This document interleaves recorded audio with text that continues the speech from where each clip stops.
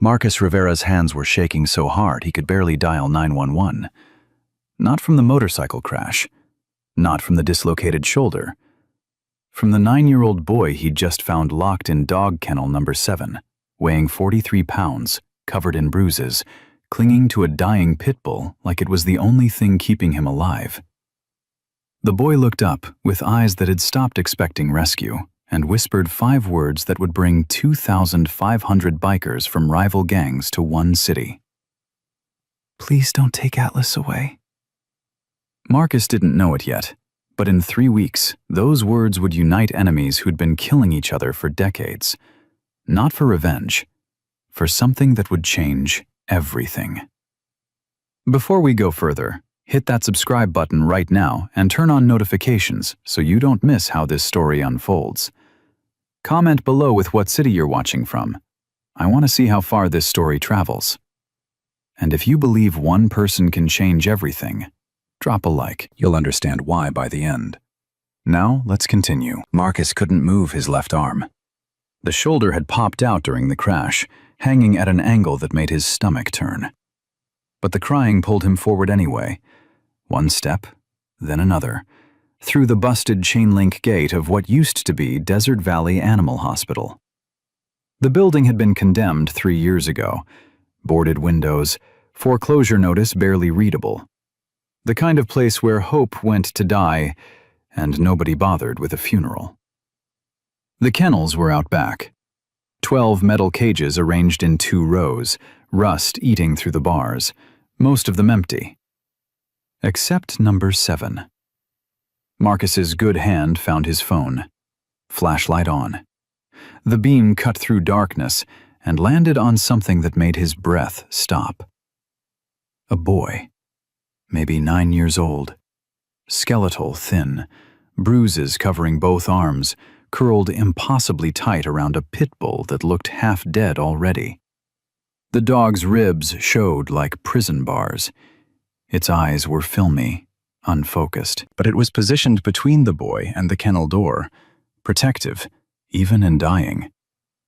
"Jesus Christ," Marcus whispered. The boy's eyes opened. Empty. Flat. The look of someone who'd stopped believing in anything. "Hey." Marcus crouched down, biting back the pain from his shoulder. "My name's Marcus. I'm not going to hurt you." Nothing. Not even a blink. "I crashed my bike. Heard you crying. Can you tell me your name?" The boy's lips barely moved. "Tyler." "Tyler. Okay. How long have you been here?" No answer. Marcus tried again. "Where are your parents?" "Mom's gone." Tyler's voice was mechanical, dead. "Been gone 3 weeks." "What about your dad?" "Don't have a dad. Just Dr. Lawson. He's my stepdad." Tyler's fingers dug into the dog's fur. "He said I was bad. Said I needed to learn. Put me here 16 days ago." 16 days. Marcus's stomach turned. "And the dog?" "Atlas. Dr. Lawson was going to put him down. Said he was aggressive. But Atlas isn't mean. He's just scared." Tyler looked up, and for the first time something flickered in those empty eyes. Fear. Real fear. "Please don't take Atlas. He's all I have. He shared his water with me. When I was cold, he kept me warm. Please." Marcus felt something crack open in his chest. He'd heard those words before. Different voice, different time. His sister, Elena, age 12, begging their social worker not to separate her from her stuffed rabbit, the only thing she had left from their mother. They'd taken it anyway, said it was unsanitary. Elena died in a foster home fire 6 months later. The rabbit burned with her. "Nobody's taking Atlas," Marcus said, his voice rough. "You're both coming with me." "You promise?" "I promise." Tyler tried to stand. His legs gave out. He collapsed against the cage bars, breathing hard.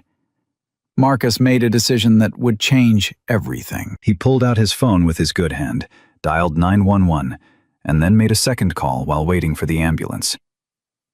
"Wrench, it's Ghost. I need you at Desert Valley Animal Hospital. Now." "Marcus? It's 2 in the morning. What? There's a kid locked in a dog cage. He's been here over 2 weeks. And there's a dog that's going to die if we don't move fast." Silence. Then, "On my way." The ambulance arrived in 14 minutes. 2 paramedics, a woman named Sophia and a man named James, who took one look at Tyler and went pale. "Holy hell," Sophia breathed. "He won't leave without the dog," Marcus said. James moved toward the kennel. Tyler's hand shot out, grabbing the bars. "No, you can't take me without Atlas." "Son, you need a hospital. You're severely dehydrated, malnourished." "I don't care. If Atlas dies alone in this cage, I'm not going anywhere." Sophia exchanged a look with James. "We can't transport animals." "Then I'll bring him." Marcus stepped forward. "You take Tyler. I'll follow with the dog." "Sir, you need medical attention too. That shoulder is going to wait." Marcus's voice left no room for argument. "The boy wants his dog. The dog goes." Tyler looked at Marcus. Really looked. And something shifted in those dead eyes. Not hope. Not yet. But maybe the memory of what hope used to feel like. "You'll really bring him?" "I'll really bring him." "You won't let them put him to sleep?" "Not a chance." Tyler let them open the cage. When they lifted him onto the stretcher, he kept his eyes locked on Atlas. The dog whimpered, tried to stand, couldn't. Marcus waited until the ambulance pulled away. Then he carefully lifted Atlas. The dog weighed maybe 40 pounds, should have weighed 70, and carried him to where his motorcycle lay on its side. Wrench arrived in a pickup truck, took one look at Marcus's shoulder, the dog, and the crashed bike, and didn't ask questions. Just opened the passenger door. "Where to?" "Emergency vet on course. And call ahead. Tell them we're coming with a dog that's about 2 days from dead, and a man who can't pay but will figure something out." The vet's name was Dr. Cassandra Williams. She met them at the door, took one look at Atlas, and started barking orders to her night staff. "Severe malnutrition, dehydration, possible organ damage. Get him on fluids, now." She turned to Marcus. "You the owner?" "No. Found him with a kid who's been locked in a cage for 16 days. The boy won't survive losing this dog." Dr. Williams's expression hardened. "Then we don't let the dog die. But I need to be straight with you. Surgery, round-the-clock care, medications, you're looking at 3,000 minimum, maybe more." 3,000. Marcus had maybe 800 in his checking account. Racing paid well during season, but right now, with his shoulder wrecked, he wouldn't be competing for months. "Do it," he said. "I'll figure out the money." "Sir." "Do it." Dr. Williams held his gaze, then nodded. "Okay, but get that shoulder looked at. You're no good to anyone if you pass out." Marcus drove himself to University Hospital. They relocated his shoulder.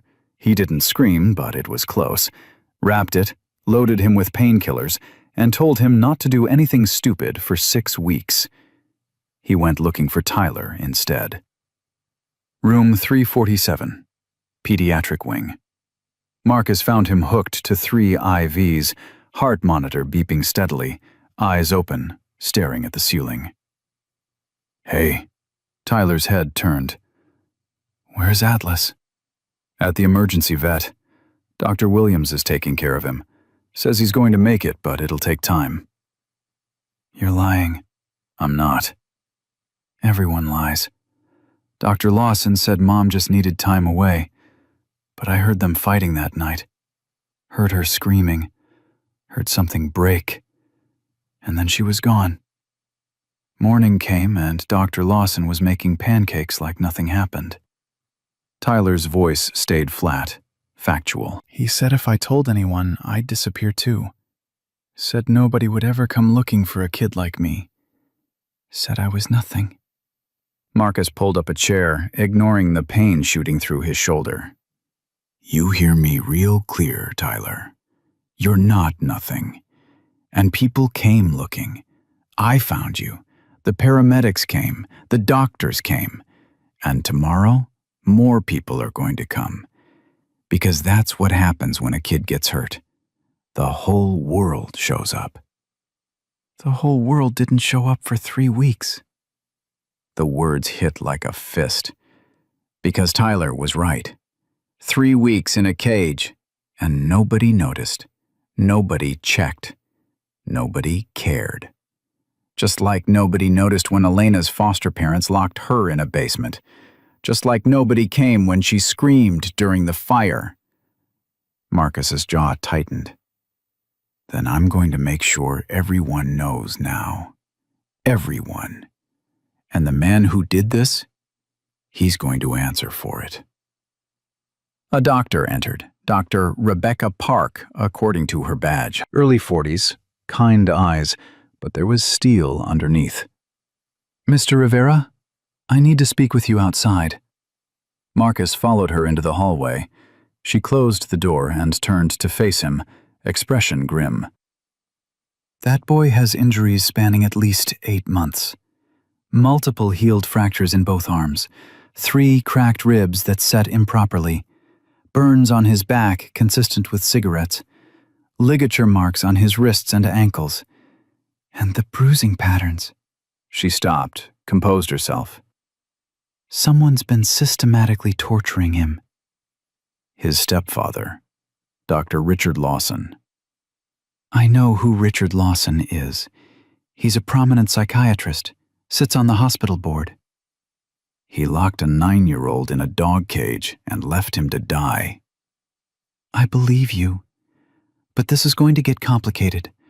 Dr. Lawson has connections, money, power, and right now, legally, he's Tyler's guardian. Then we change that. It's not that simple.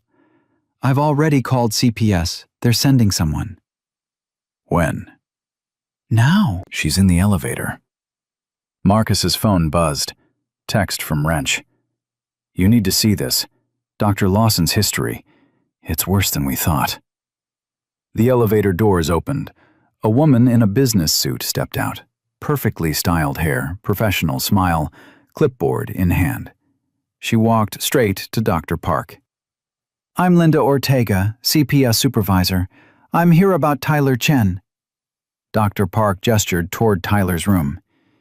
He's stable, malnourished, dehydrated, multiple injuries consistent with long-term abuse. Linda's smile didn't waver. I'll need to speak with him alone. I don't think... Doctor, I appreciate your concern, but this is protocol. I need to assess the situation without outside influence. She turned to Marcus. You found him? In a dog kennel, locked in, starving. And you are? Marcus Rivera. Relation to the child? None. Then I'll need you to step back. This is a family matter now. Something in her tone set off alarms. Too smooth, too rehearsed. Marcus glanced at his phone. Wrench's text had expanded. Dr. Lawson married 4 times in 12 years. 3 wives dead or institutionalized. Stepchildren from those marriages? All disappeared from system. And Linda Ortega was the caseworker on every single one. Marcus stepped between Linda and Tyler's door. He's not going anywhere until I know he's safe. Linda's smile turned cold. Mr. Rivera, I understand you're concerned, but interfering with CPS is a crime. Step aside or I'll call security. Call them. Linda's hand moved toward her phone. The door to Tyler's room opened. A nurse stepped out, face pale. "The boy's asking for Marcus. He's agitated, heart rate spiking. Dr. Park says to get him now." Marcus pushed past Linda. Inside, Tyler was sitting up, ripping at his IVs. No, no, no, no. She can't be here. She was there. That night. I saw her car. Tyler, calm down. She was there when Mom disappeared. Her car was outside. I saw it from my window. Tyler's voice cracked, rising to a scream. She helped him. She helped Dr. Lawson. The monitors started shrieking. Dr. Park rushed in, followed by 2 nurses. Linda Ortega stood in the doorway, face perfectly composed. "The child is clearly traumatized, delusional. I'll need to arrange immediate psychiatric evaluation." Marcus turned slowly. "You're not touching him." "I have legal authority." "You have corruption, and I'm going to prove it." Linda's smile vanished. For just a second, something cold and dangerous flickered in her eyes.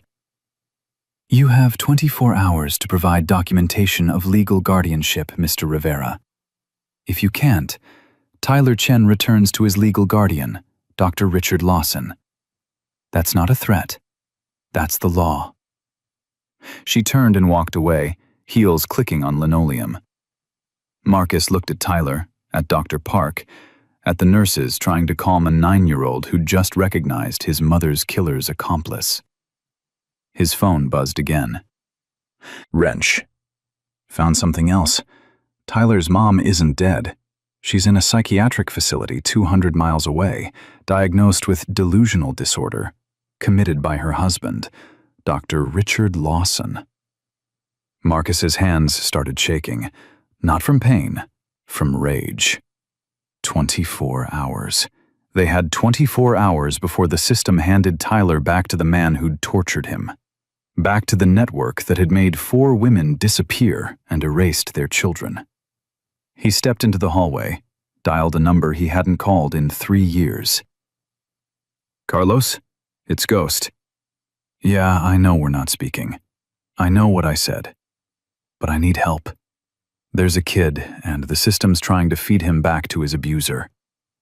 I need people. A lot of people. Enough that they can't ignore us." Silence. Then Carlos Mendez, Marcus's biggest racing rival, the man he'd publicly humiliated after their last championship, spoke. "How many do you need?" "As many as you can get." "Give me 12 hours. Marcus hung up, looked back at Tyler's room, where a 9-year-old boy was fighting nurses because he'd finally found someone who believed him. Somewhere in the city, Dr. Richard Lawson was sleeping peacefully, confident the system he'd bought would deliver Tyler back into his hands. He had no idea what was coming. But in 12 hours, he would. Wrench arrived at the hospital at 4:47 a.m. with a laptop, 2 energy drinks, and an expression that said he'd been down a rabbit hole he couldn't climb out of. "Conference room, now!" He didn't wait for Marcus to respond, just started walking. Marcus followed, his shoulder throbbing despite the painkillers. They found an empty consultation room on the 3rd floor. Wrench kicked the door shut, opened his laptop, and turned the screen around. "Richard Lawson, age 46, psychiatrist, owns 3 practices across New Mexico, sits on 4 hospital boards, respected, connected, wealthy." Wrench clicked to another screen. "Also married 4 times in 12 years. Tyler said his mom disappeared 3 weeks ago. Amy Chen, wife number 4. But here is where it gets interesting." Another click. "Wife number 1. Catherine Rodriguez, married 2009, died 2010. Accidental overdose. Lawson inherited her house and $200,000 in life insurance." Marcus's stomach tightened. "Wife number 2, Jennifer Park, married 2012, currently in Mountain View Psychiatric Hospital, diagnosed with paranoid schizophrenia. Lawson has power of attorney. Sold everything she owned." Jesus. Wife number 3, Diane Foster, married 2015. Fell down the stairs, traumatic brain injury, died 6 weeks later. Lawson collected $350,000. Wrench looked up. And Amy Chen, married October 2017, reported missing January 28, 2018. Except she's not missing. He pulled up medical records, a photograph of a woman in a hospital bed, face swollen, tubes everywhere, Monitors displaying vitals that hovered just above flatline. She's been in Mountain View Psychiatric for 3 weeks, admitted as Jane Doe, severe head trauma. They found her on the side of Highway 40. No ID, no witnesses. She's been in a coma since admission. Wrench paused. Someone beat her nearly to death and dumped her where she'd be found, but not identified. The stepchildren. Marcus's voice came out rough. Where are they? Wrench's fingers moved across the keyboard. 4 faces appeared. Catherine's son, Miguel, age 7 when his mother died, placed in foster care, transferred 3 times in 8 months, then disappeared from the system completely. No school records after 2011. No medical records. Nothing. Another face. Jennifer's daughter, Emma, age 9, foster care, flagged twice for signs of abuse, reports buried. Last known location 2014. Nothing after that. Another. Diane's twins, Sophia and Isabella, age 6, foster care, separated despite protocols. Sophia died in a house fire at her placement, ruled accidental. Isabella transferred to a group home, then Wrench's jaw tightened. Found dead in the desert 8 months later. Exposure, they said. Marcus couldn't breathe. 4 women, 4 stepchildren, 3 dead, 1 missing, 1 currently in a cage we found by accident. Wrench leaned forward, and every single case was handled by the same CPS supervisor, Linda Ortega. She was here tonight, tried to take Tyler. Of course she did, because she's been cleaning up Lawson's messes for over a decade. Wrench pulled up bank records. Ortega receives monthly payments from a shell company. That company traces back to Lawson. $5,000 a month for 8 years. Who else is getting paid? Judge Patricia Blackwood, Family Court. She's ruled on every custody case involving Lawson. Sealed records, limited investigations. $40,000 over 6 years. Another name appeared. Sheriff Tom Grady closed Amy's missing person case in 48 hours. No investigation. $60,000 over 5 years. Another. David Marsh, attorney, handles Lawson's estate planning, power of attorney documents, property transfers after his wives die or get committed. $90,000 over 8 years. Marcus stared at the screen. This is a network. This is a hunting operation. Wrench's voice shook. Lawson finds vulnerable single mothers, marries them fast, isolates them, kills them or has them committed, takes their money, their property, everything. The kids. He stopped. The kids are loose ends. Ortega makes them disappear into foster care where nobody asks questions. If they cause problems, they have accidents. Tyler's mom is still alive. For now. But Lawson has medical power of attorney. He can pull the plug anytime he wants. Marcus's phone buzzed. Text from Carlos. Got 50 riders confirmed. More coming.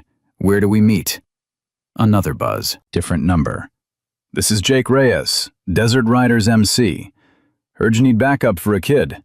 We're in. 40 bikes. Another. Tommy Chen here, Veteran Racing League. 30 of us ready. Another. Wrench watched the messages flood in. What did you do? Called in every favor I'm owed, and some I'm not. Marcus typed back addresses, times. We need more than bodies, though. We need evidence that'll hold up in court. Hard evidence. Tyler said he saw Ortega's car the night his mom disappeared. A 9-year-old's word against a CPS supervisor? They'll call him traumatized, unreliable. Marcus thought fast. We need documentation, financial records, communication between them, something that proves conspiracy. I can get into Ortega's email. Give me 4 hours. You have 2. Legal hearings at 9 a.m. Lawson's attorney already filed for emergency custody. Wrench's fingers were already flying across the keyboard. Then you better keep Tyler safe until I find what we need. Marcus returned to Tyler's room. Dr. Park was inside, talking quietly with the boy. She looked up when Marcus entered. He won't sleep. Keeps asking about the dog, about his mother, about what happens next. She lowered her voice. Security's been asking questions about why CPS left without the child, about your authority here. I don't have authority. Then you need to get some, fast. Because Lawson's attorney called 20 minutes ago. They're coming at 8 a.m. with a court order and police escort. Marcus checked his watch. 5:14 a.m., less than 3 hours. Tyler was sitting up in bed, staring at his hands. Marcus pulled up a chair. Hey. She helped him. Tyler's voice was empty again. That woman, Linda, she was there the night Mom disappeared. I saw her car from my window. Black Mercedes, dent in the front bumper. She and Dr. Lawson were arguing about something. Then Mom started screaming. You remember what they were arguing about? Dr. Lawson said she found the files. She knows about the others. Linda said, then we do what we always do. Make her go away. Then Mom was yelling about calling the police. Dr. Lawson hit her. I heard it. She went quiet. And then Tyler stopped. I hid under my bed, stayed there all night. When morning came, Dr. Lawson was making eggs like nothing happened. Said Mom needed time to think. Said she'd be back. But you knew she wasn't coming back. I knew he killed her. Marcus's phone rang. Wrench. I'm in Ortega's email. Marcus, this is... You need to see this. Send it. 30 seconds later, his phone pinged. Email thread between Linda Ortega and Richard Lawson. Date stamped January 27, 2018. The night Amy disappeared. Ortega. She's asking too many questions. Found the insurance policies, the medical records. She's threatening to go to FBI. Lawson. Then we handle it. Tonight, same as before. Ortega. The boy saw Catherine's file. He knows. Lawson. The boy's 9. Who's going to believe him? Ortega. We need to clean this up. All of it. Lawson. Transfer confirmed. $10,000. Get it done. Marcus's hands shook as he read. He looked up at Tyler. What files did you see?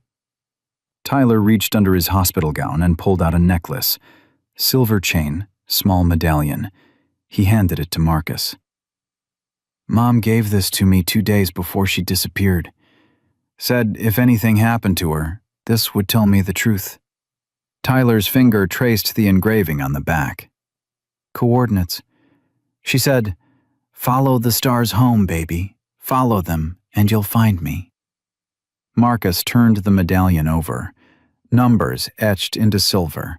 35.0844 degrees north. 106.6504 degrees west. He pulled up GPS on his phone. The coordinates pointed to a location 15 miles outside Albuquerque. Storage facility off Highway 40. Wrench, you still got access to property records? Yeah. Why? Search for any rentals under Amy Chen's name, storage units specifically. Keys clicking. Got one. Stowaway Storage, Unit 247. Rented November 2017. Paid through the end of this year. That's it. Marcus stood. That's where she hid the evidence. Dr. Park stepped forward. You can't leave. Tyler needs... I'll be back before they come for him. Marcus looked at Tyler. Your mom left you a trail. I'm going to follow it. And whatever's at the end, we're using it to bury Lawson. Tyler grabbed his arm. What if it's not enough? What if they take me anyway? Marcus crouched down, met the boy's eyes. Then 200 bikers are going to stand between you and them. And if that's not enough, 2,000 will. Because when you save one kid, you save them all. Every rider out there, they're someone's son, someone's brother, someone's father. They all know what it's like when the system fails. And they're done watching it happen. He was out the door before Dr. Park could argue. Stowaway storage looked like every other facility. Chain link, security cameras that probably didn't work, units arranged in rows like metal tombs. Marcus pulled up at 6:23 a.m. The gate was locked. He went over the fence. Unit 247 was in the back corner. Combination lock. Marcus tried Tyler's birthday. Nothing. Amy's birthday. Nothing. Then he tried the date she married Lawson. The lock clicked open. Inside, boxes, files, documents stacked floor to ceiling. Marcus pulled out his phone, turned on the flashlight, and started reading. Life insurance policies, 5 of them, all with Lawson as beneficiary. All for women who'd died or disappeared. Medical records, Jennifer Park's psychiatric evaluation, signed by Lawson himself. Diagnosis, paranoid schizophrenia. Recommended treatment, permanent institutionalization. Marcus found a second evaluation from a different doctor, dated 2 weeks earlier. Diagnosis, severe depression, responsive to treatment. Good prognosis. Lawson had overridden it, committed her himself. More files. Financial records showing property transfers, houses sold weeks after wives died, bank accounts emptied, everything flowing into Lawson's accounts. And at the bottom of the last box, a tablet. Marcus powered it on. Video file. Date stamped January 25th, 2018. 3 days before Amy disappeared. He pressed play. Amy Chen appeared on screen, sitting in this same storage unit. Eyes red from crying, but her voice was steady. If you're watching this, I'm dead. Or I've been committed like Jennifer. Or I've disappeared like Catherine. She took a breath. My name is Amy Chen. I married Dr. Richard Lawson 4 months ago. I thought I'd found someone to help me raise my son after my diagnosis, multiple sclerosis.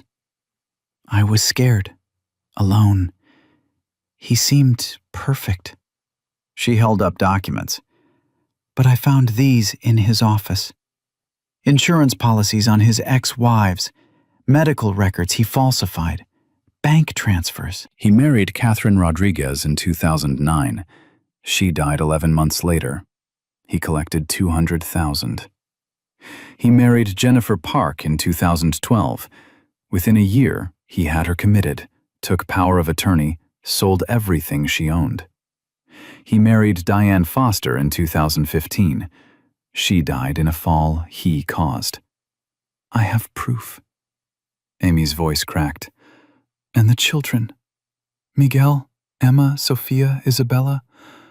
I found photos. They didn't just disappear into foster care. They died. All of them.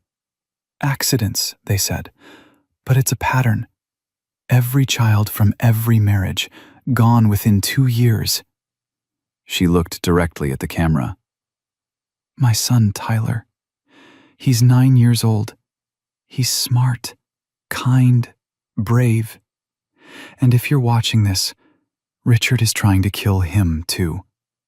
Or that woman Linda Ortega is making him disappear. Tears streamed down her face. Please. Please don't let my baby become another statistic. Don't let him disappear. His life matters. He matters. The video ended. Marcus stood in the storage unit, hands shaking, staring at a dead woman's final testimony. Except she wasn't dead. His phone rang. Wrench. Where are you? Storage unit. Wrench, I found everything. Video testimony, documents, financial records, enough to bury Lawson and everyone protecting him. Good, because we've got a problem. Big one. Marcus's stomach dropped. What? Judge Blackwood moved the hearing up. It's at 7 a.m. now. 1 hour. And she issued an order. Any interference will result in immediate arrest of all parties involved, including you. They're trying to grab Tyler before the bikers even show up. Where's Tyler now? Dr. Park moved him. Wouldn't tell me where. Said it's safer if nobody knows. Marcus was already running for his truck. Call Carlos. Tell him to get everyone to the courthouse now. Forget the staging area. We need bodies there in 30 minutes. Marcus, there's more. I got into Sheriff Grady's files. They're planning something. I saw an email to Lawson. Problem solved by 9 a.m. Boy back in your care. Loose ends contained. Loose ends? You, me, Dr. Park, anyone who knows the truth. Wrench's voice was grim. They're not just taking Tyler. They're cleaning house. Marcus floored the accelerator. 15 miles to the courthouse. Morning traffic starting. He wove between cars, ignoring horns, lights, everything except the road ahead. His phone buzzed constantly. Messages from riders all over the state. Desert Riders MC, 60 bikes heading your way. Veteran Racing League, 45 confirmed. Carlos here, I got the banditos, 80 riders. Never thought I'd say that. This is Maria Santos, FBI. Got your messages, en route. Don't do anything stupid before I get there. FBI. Wrench had copied federal agents on the evidence. Marcus hit the courthouse at 6:52 a.m. The street was already filling with motorcycles. Hundreds of them. Riders in leather, patches from clubs that normally didn't speak to each other. All standing silent, arms crossed, watching the courthouse entrance. Carlos Mendez stepped out of the crowd. Marcus hadn't seen him in 3 years, not since their last race when Marcus had accused him of cheating, cost him a championship, ruined his reputation. They stared at each other. You were right, Carlos said quietly. About the cheating. My crew chief was fixing my bike. I didn't know until after. Should have spoken up. Didn't. That's on me. Carlos, kid in a cage changes things. Makes old grudges look pretty damn stupid. Carlos extended his hand. So where is he? Where's Tyler? I don't know. Dr. Park hid him. Smart lady. Carlos gestured to the growing crowd. We're at 300. More coming. What's the play? We wait for the FBI. We document everything. We make sure every camera in this city sees what happens when they try to hand a tortured kid back to his abuser. A black Mercedes pulled up. Linda Ortega stepped out, saw the bikers. Her confident expression flickered. She walked toward the courthouse. The riders didn't move, didn't speak, just watched her climb the steps. Another car, Sheriff Tom Grady. He saw the motorcycles and reached for his radio. Then a third car. Marcus's breath stopped. Dr. Richard Lawson emerged, tailored suit, perfect hair, calm smile. He looked at the bikers like they were an inconvenience, not a threat. His eyes found Marcus. They stared at each other across 50 feet of asphalt. Lawson's smile widened. He mouthed 2 words. Game over. Then the courthouse doors opened. Judge Patricia Blackwood appeared, flanked by 2 bailiffs. Emergency hearing for minor child Tyler Chen. Petitioner Dr. Richard Lawson. Respondent. She looked around. Where's the child? Linda Ortega stepped forward. Your Honor, the child is being illegally detained by... The child is under medical care. Dr. Park's voice cut through. She emerged from a side entrance, Tyler beside her, and he's here voluntarily. Tyler walks down the courthouse steps, every eye locked on him. This tiny 9-year-old, bruises still visible on his arms, hospital bracelet on his wrist. He stopped 10 feet from Dr. Lawson. You said nobody would ever come looking for me. Tyler's voice was small but clear. You said I was nothing. He turned, looked at the 300 riders. You were wrong. Lawson's smile vanished. Judge Blackwood's voice was ice. Inside, now. This hearing begins in 5 minutes. Anyone who interferes will be arrested. Marcus started forward. Carlos grabbed his arm. Wait, look. More vehicles arriving. Vans, cameras, news crews. Someone had called the media. Tyler looked back at Marcus one more time, terror in his eyes. But also something else. Hope. The courthouse doors closed, and Marcus realized they'd just walked into a rigged game where the house always won. Unless someone flipped the table. The courtroom was smaller than Marcus expected. 20 rows of wooden benches, half of them filled with journalists who'd gotten word something big was happening. Judge Patricia Blackwood sat behind her bench like a queen on a throne, gray hair pulled back tight, eyes cold and calculating. Dr. Richard Lawson sat at the plaintiff's table with his attorney, David Marsh. Both men looked relaxed, confident. They'd done this before. Tyler sat with Dr. Park at the defense table. No attorney. Just a pediatrician who'd volunteered to stay because nobody else would. Marcus tried to enter. A bailiff blocked him. Family only. I'm the one who found him. Not family. Outside. The doors closed in his face. Through the small window, Marcus watched Judge Blackwood call the hearing to order. Carlos appeared beside him. We've got 500 now. More coming every minute. Word spreading. Marcus's phone buzzed. Text from Wrench.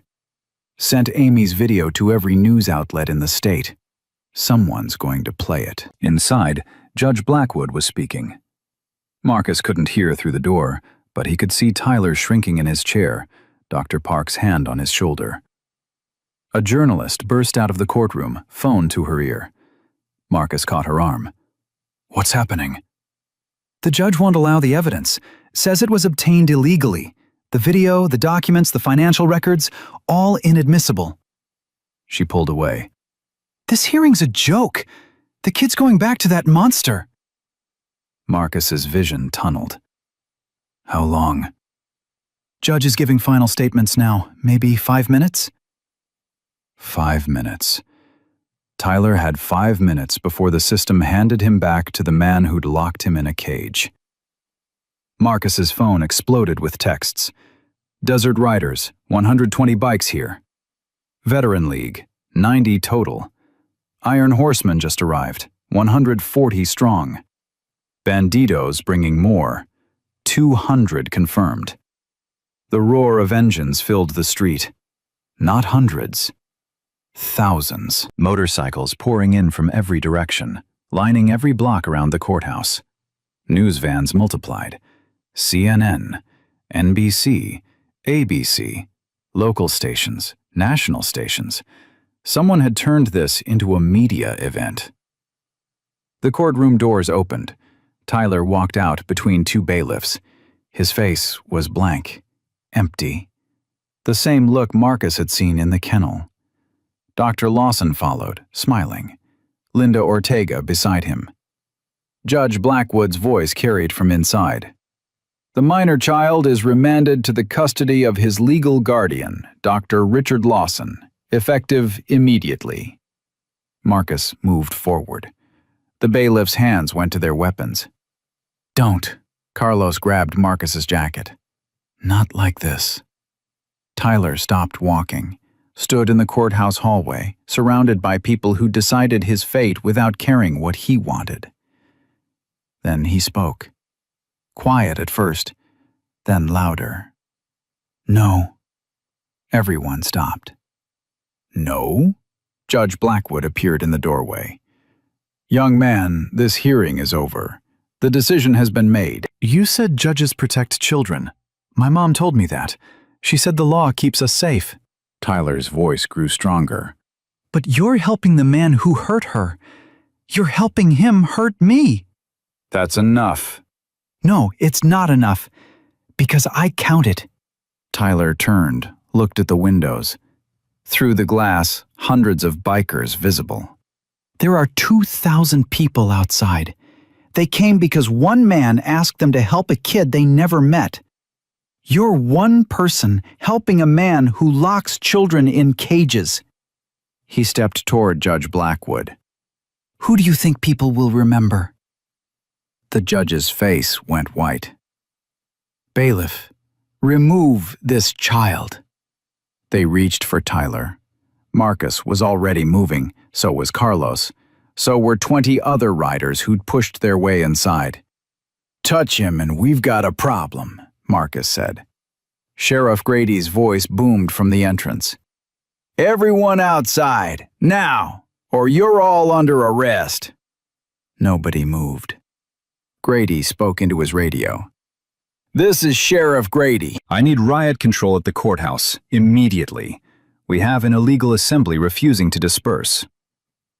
Through the windows, Marcus watched as police vehicles arrived. 12 units. Officers in tactical gear emerging.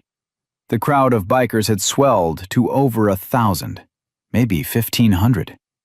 This was about to turn into a war. Then something happened nobody expected.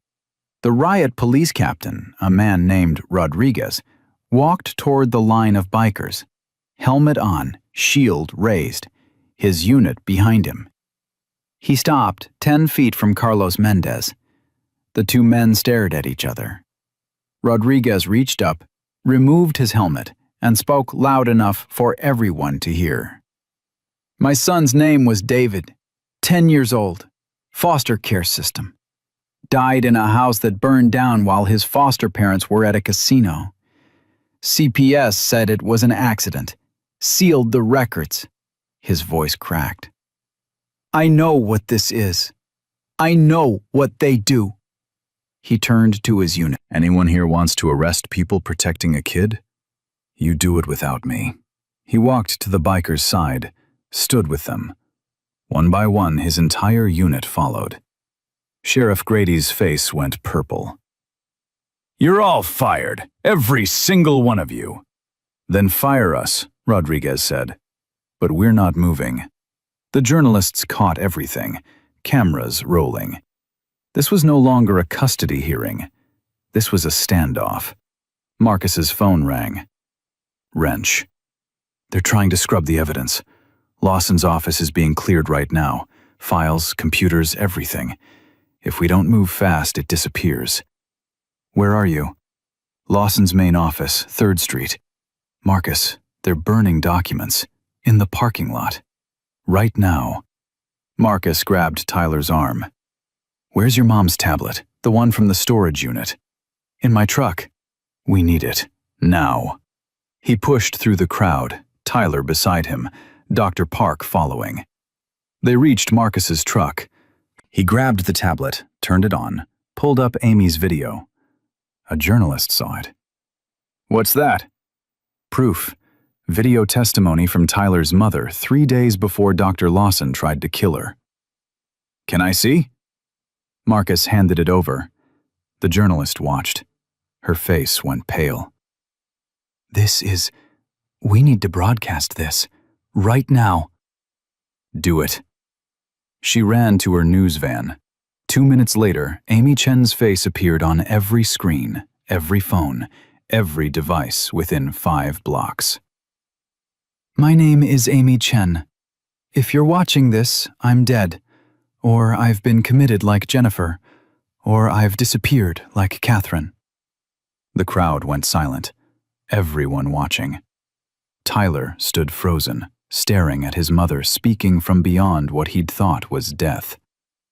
He married Catherine Rodriguez in 2009. She died 11 months later. He married Jennifer Park in 2012. Within a year, he had her committed. He married Diane Foster in 2015. She died in a fall he caused. And the children: Miguel, Emma, Sophia, Isabella. They didn't just disappear. They died. Judge Blackwood tried to push back inside. Reporters blocked her. Your Honor, can you comment on why this evidence wasn't admissible? Did you know about Dr. Lawson's previous wives? How much money have you received from Richard Lawson? Dr. Lawson moved toward a black sedan. The wall of bikers shifted, blocked every exit. He was trapped. Linda Ortega pulled out her phone. Marcus was faster. He grabbed it from her hand. Who were you calling? Your contact at the psychiatric hospital? Telling them to pull the plug on Amy before anyone realizes she's alive? Ortega's face went sheet white. She's alive? Tyler's voice broke. My mom's alive? Marcus crouched down. Your mom's in a hospital 200 miles from here, in a coma.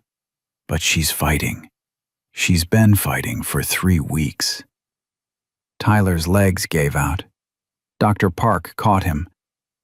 I thought... He said she was gone. He said... He lied. About everything. But she left you that necklace. Those coordinates.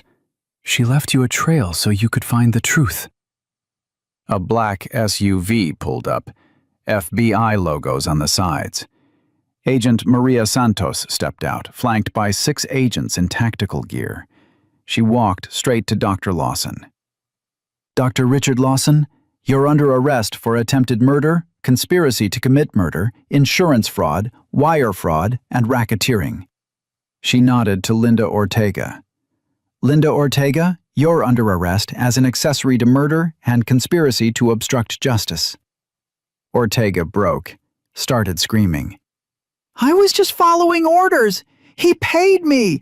I did what he told me to do. It was all him. Santos turned to Judge Blackwood. Your Honor, you're wanted for questioning regarding your financial relationship with the defendant. I have immunity. You have nothing.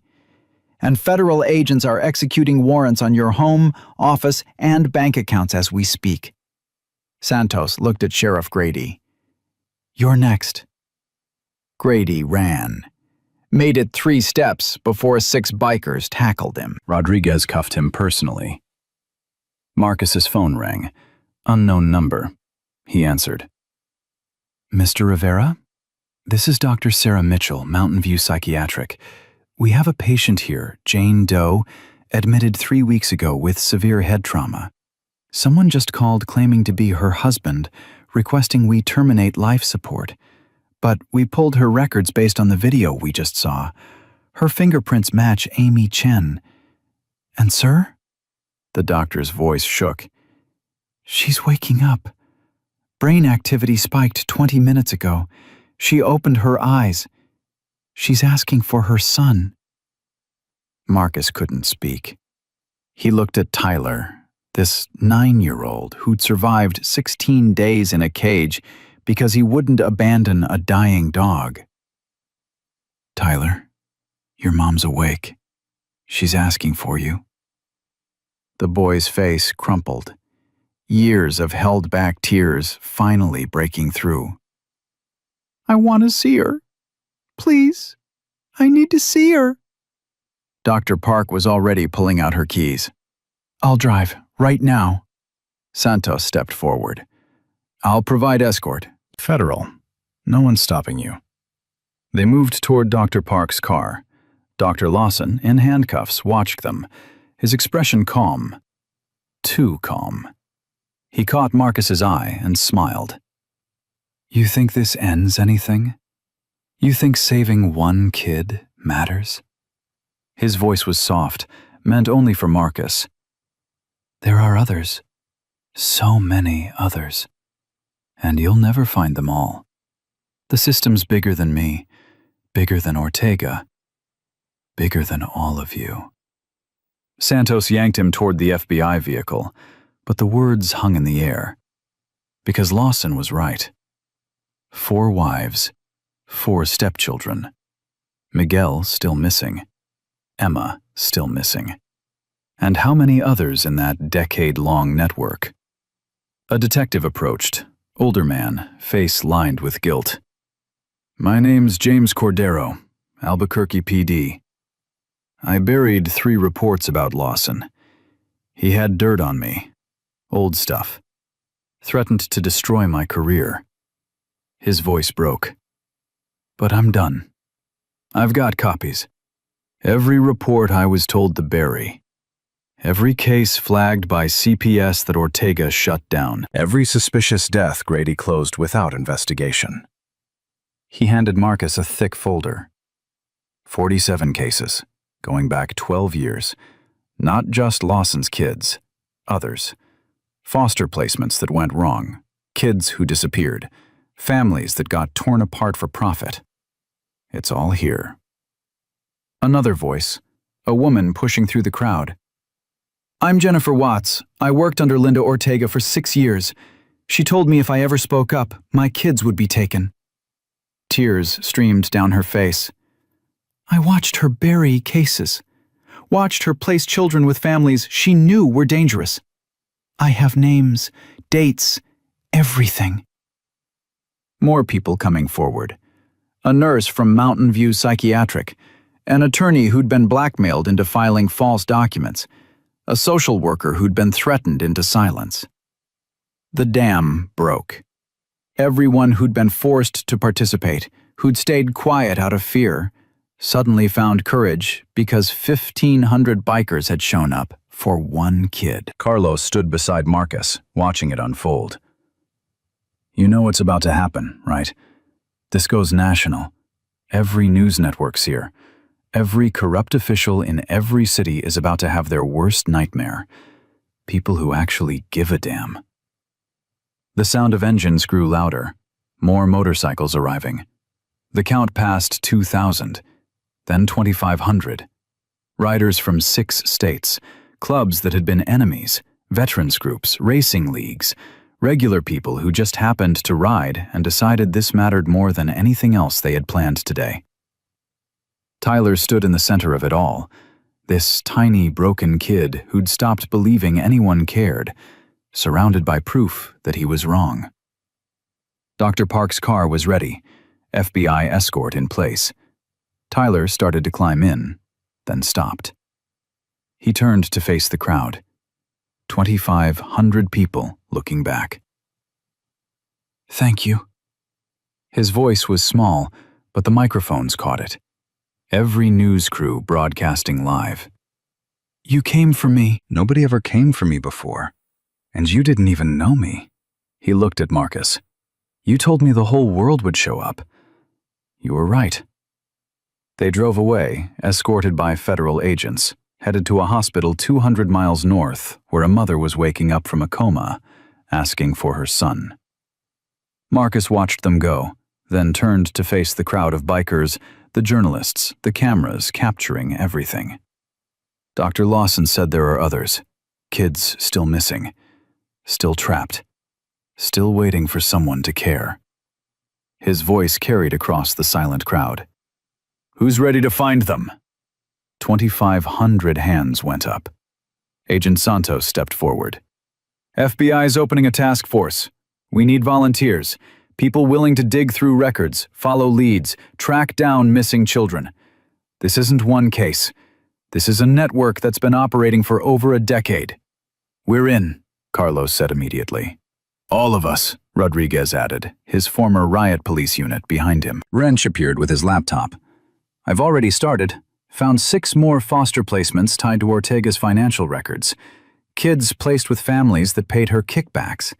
If the pattern holds, they're either dead or hidden, Marcus finished. Santos nodded. Then we'd better move fast. The courthouse steps had become a command center. Journalists interviewing officials who were breaking ranks, bikers coordinating search teams, FBI agents taking statements, and somewhere in a psychiatric hospital, a mother and son were about to be reunited after 3 weeks of hell. But Marcus couldn't shake Lawson's words. There are others. The system's bigger than me. How many other Richards Lawsons were out there? How many other Linda Ortegas? How many judges taking bribes, sheriffs closing cases, attorneys filing false documents? How many children were sitting in cages right now, thinking nobody would ever come? His phone rang. Dr. Park. Marcus?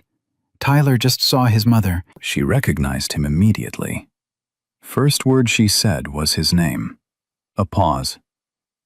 They're both crying. But Marcus, Amy's asking about the other children, the ones from Lawson's previous marriages. She says there's something we don't know. Something worse. Worse than 4 dead women and missing kids? She says one of the children isn't missing. She says one of them is working for Lawson, helping him find new targets. A teenager now. Someone who survived his first family and became... Dr. Park's voice dropped to a whisper. Marcus, one of the victims became a recruiter. That's how he's been finding vulnerable single mothers. Someone who knows exactly what to look for. Marcus's blood went cold. Which child? Amy doesn't know, but she saw emails. Someone signing as M, setting up meetings, introducing Lawson to support groups for sick parents. Tyler's mom met Lawson at a grief counseling session for people with chronic illness. Someone sent him there. Miguel, Catherine's son, 7 years old when his mother died. That would make him, Marcus did the math, 16 now. A teenager who'd spent 9 years in the system, watching his mother's killer walk free. Maybe decided joining him was safer than fighting him. Or maybe didn't have a choice. Santos was already on her phone, pulling records, tracing digital footprints. If there's a teenage accomplice, we'll find them. She looked at Marcus. But if this kid's been trafficked, abused, forced into this, we bring them in alive. Understood? They're a victim too. Marcus nodded, but his mind was racing. How many families had Miguel helped Lawson target? How many mothers had he befriended, earned trust from, fed information about? How many other Tylers were out there because a broken kid decided survival meant becoming the monster? The sun was setting over Albuquerque. 2,500 bikers still filled the streets, news crews still broadcasting. The story was global now. But Marcus knew the real work was just beginning. Finding Tyler was an accident, a motorcycle crash at the right time, a biological need that pulled him off the highway. Blind luck. The others wouldn't be luck. They'd have to hunt, dig, fight through sealed records and corrupt officials and a system designed to protect itself instead of children. Carlos appeared beside him. You look like hell. Lawson's got a partner, one of his previous victims, a teenager, been helping him for years. Carlos whistled low. So we're not just fighting one predator, we're fighting a network with inside knowledge. Yeah. Then I guess we better get organized. Carlos pulled out his phone. I know people, racers, mechanics, veterans who are good at finding things. We'll put together teams, create a foundation, make this permanent. A foundation? Atlas Foundation, after Tyler's dog. Because that dog didn't abandon him when he was dying, and we're not abandoning any kid ever again. Marcus looked at his old rival, the man he'd publicly destroyed 3 years ago, who'd shown up anyway when it mattered. Why'd you really come, Carlos? We hate each other. Carlos was quiet for a long moment. My sister had a kid, 8 years old, foster system. Died in a placement while I was racing in Europe, too busy chasing trophies to notice she was asking for help. He met Marcus's eyes. I can't fix that. But I can make sure Tyler doesn't become another statistic. And maybe, if we do this right, my nephew didn't die for nothing. They stood together on the courthouse steps as darkness fell, and the sound of 2,500 engines filled the night. Somewhere, Tyler was holding his mother's hand. Somewhere, Miguel was watching the news, realizing his world was about to collapse. And somewhere, other children were waiting. Waiting for someone to care enough to look. The hunt was just beginning. The FBI set up operations in a vacant office building 3 blocks from the courthouse. By midnight, they'd converted it into a command center with whiteboards covering every wall, computers on folding tables, and 50 volunteers working phones, databases, anything that might lead to the missing children. Marcus hadn't slept. Neither had Wrench. They'd been cross-referencing Lawson's financial records with Ortega's case files for 6 hours straight. Got something. Wrench's voice was hoarse. Payment to a Gmail account. Monthly deposits for 3 years. Always the same amount. $500. Account registered to M. Rodriguez. Miguel, Catherine's son. Agent Santos leaned over Wrench's shoulder. Can you trace IP addresses? See where he's been logging in? Already did. Multiple locations. Libraries mostly. Public Wi-Fi. Kid's smart. Covering his tracks. Wrench pulled up a map. Red dots scattered across Albuquerque. But there's a pattern. 3 locations he hits more than others. Coffee shop on Central, library downtown, and, he zoomed in, youth shelter on 4th Street. Santos grabbed her radio. I need units at 847 4th Street, youth homeless shelter. Target is Miguel Rodriguez, 16 years old, Hispanic male. Approach with caution. He's a victim, not a suspect. Repeat, victim, not suspect. Marcus was already heading for the door. Carlos caught up with him. What's the play? We find him before he runs. Kid's been watching the news, knows we're coming. He'll bolt. They reached the youth shelter in 11 minutes. FBI already there. Santos met them at the entrance. Shelter director says Miguel checked in 4 months ago. Keeps to himself. Works part-time at a grocery store. Nobody suspected anything. He here now? Room 23, 2nd floor. My agents are in position, but I want to talk to him first. If we go in hard, we lose any chance of cooperation. Marcus followed Santos up the stairs. Narrow hallway, doors on both sides, the smell of institutional cleaning products, and desperation. They stopped outside room 23. Santos knocked. Miguel? My name is Maria Santos. I'm with the FBI. I need to talk to you about Dr. Richard Lawson. Silence. Miguel, we know you've been helping him. We know you didn't have a choice. We are not here to arrest you. We are here to help. The door opened. A teenage boy stood there, hollow-eyed, too thin, looking far older than 16. He stared at Santos, then at Marcus. Your ghost. The racer. His voice was flat. You found Tyler. I did. He's okay? He's with his mother. They're both safe. Miguel's expression didn't change. Good. That's good. He stepped back. You want to come in? Ask your questions? I'll tell you everything. Not like I've got anything left to lose. They entered. The room was tiny, single bed, desk, one window with bars. Miguel sat on the bed, hands folded, waiting. Santos pulled up the desk chair. Marcus stood by the door. "How old were you when your mother died?" Santos asked. 7. Dr. Lawson married her when I was 6. She was sick, lupus. He seemed nice at first, helpful. Then things changed. Miguel's voice stayed mechanical. He started isolating her, controlling her money, hitting her when I wasn't around. She tried to leave. That's when the accident happened. Bathtub drowning. He held her under. I was in the next room, heard her struggling. By the time I got there, she wasn't moving. Miguel looked up. I told the police. They didn't believe me. 7-year-old kid traumatized by his mother's death, they said, making up stories to cope with grief. Marcus's hands clenched. Foster care was worse.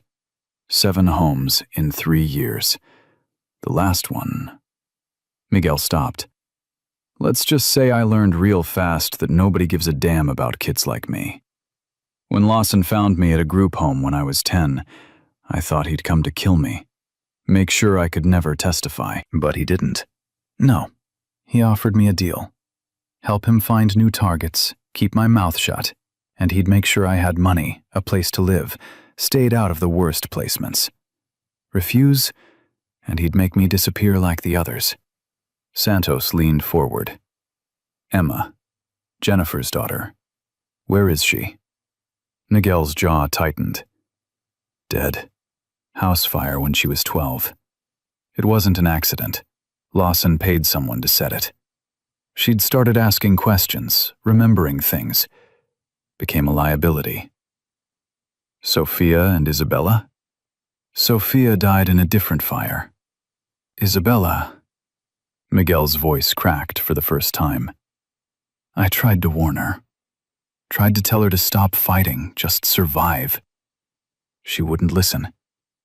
They found her body in the desert. Exposure, they said. But I know. Lawson's people took her there. The room went silent. How many? Marcus's voice came out rough. How many single mothers did you help him target?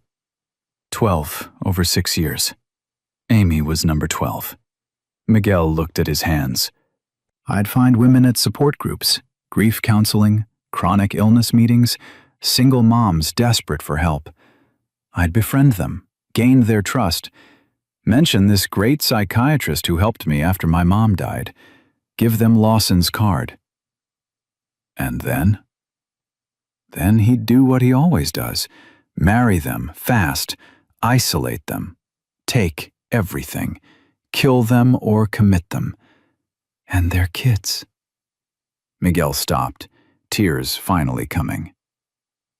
Their kids would disappear. Just like me.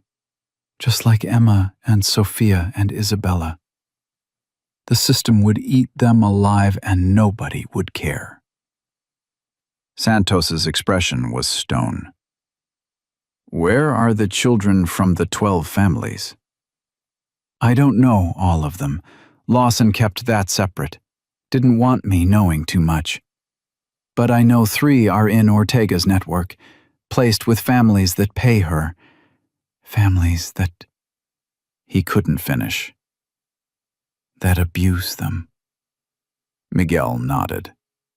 Marcus stepped forward. You're going to give us names, locations, everything you know. And then you're going to testify. Put Lawson away for the rest of his life.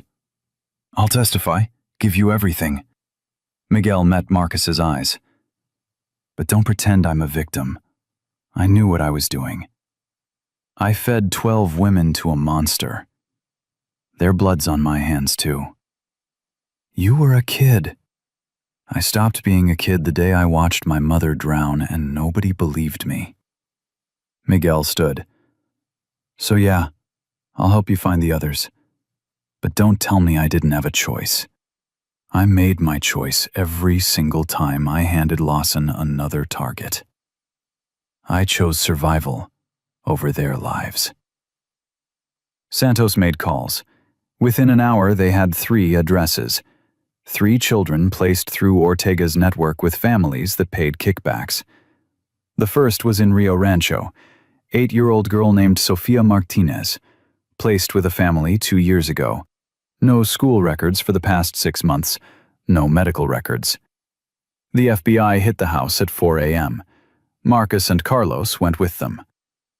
The foster parents claimed Sofia ran away, had no idea where she'd gone. But the basement told a different story. Chains bolted to the wall, bucket in the corner, the smell of human waste. They found Sofia locked in a storage shed behind the house. 40 pounds. Should have weighed 70. Same dead eyes Tyler had. She wouldn't speak.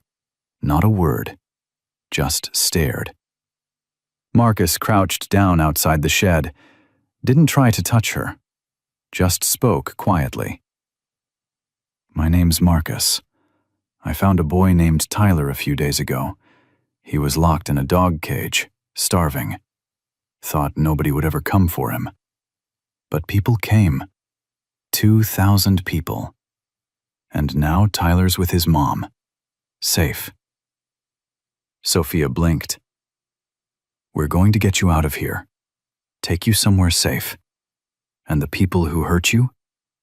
They're going to jail. For a long time.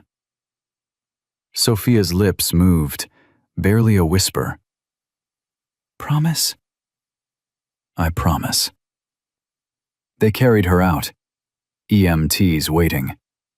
The foster parents were already in handcuffs, screaming about their rights, about how they'd done nothing wrong. Rodriguez, the former riot police captain, got in their faces. You locked a child in a shed like an animal. You starved her, beat her, and you're worried about your rights? His voice was deadly quiet.